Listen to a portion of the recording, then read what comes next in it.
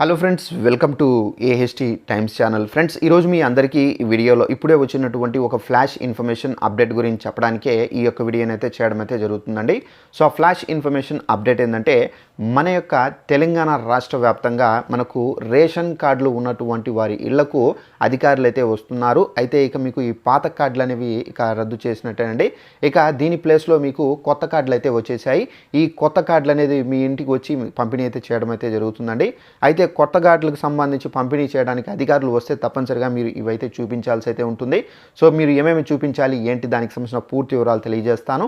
ఈ వీడియో నచ్చినట్లయితే లైక్ చేసుకొని, ఛానల్ ఎవరైనా సబ్స్క్రైబ్ చేసుకోకుండా వీడియో చూస్తుంటే కనుక వెంటనే ఛానల్ కూడా సబ్స్క్రైబ్ చేసుకొని ఫాలో అవుతానండి. ఇక వివరాల్లోకి వెళ్ళినట్లయితే, మన యొక్క తెలంగాణ రాష్ట్ర ప్రభుత్వం అయితే తెలంగాణ ప్రజలకు సంబంధించి మనకు కొత్త రేషన్ కార్డులు అనేవి తీసుకుని వచ్చారండి.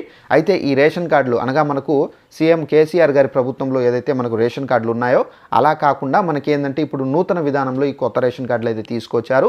ఈ కొత్త రేషన్ కార్డు మనకి ఎలా ఉంటుందంటే, సేమ్ టు సేమ్ మనం ఏటీఎం ఏదైతే వాడుతున్నామో బ్యాంక్ ఏటీఎం, అదే సైడ్లో ఈ కొత్త రేషన్ కార్డు అయితే ఉంటుంది. దీంట్లో మనకు ఒక స్కానర్ ఉంటుంది, క్యూఆర్ కోడ్.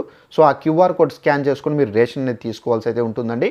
అలాగే దీంట్లో చాలా బెనిఫిట్స్ అయితే ఉన్నాయండి. మీరు ఏ రాష్ట్రంలో వెళ్ళి కూడా మీరు రేషన్ అనేది తీసుకోవచ్చు. అలాగే 6 monthsకి సంబంధించి మీరు రేషన్ ఏమేమి తీసుకున్నారు ఏంటనేది కూడా ఈజీగా అధికారులు అయితే కనుక్కునే విధంగా కూడా ఈ కొత్త రేషన్ కార్డులు అయితే మార్పులు చేసి తీసుకొని రావడం అయితే జరుగుతుంది. అయితే మనకేంటంటే ఈ కొత్త రేషన్ కార్డులకు సంబంధించి మనకు సోమవారం నుండి అయితే ఈ రేషన్ కార్డులు అనేవి ఇంటింటికి పంపిణీ అయితే చేస్తారు.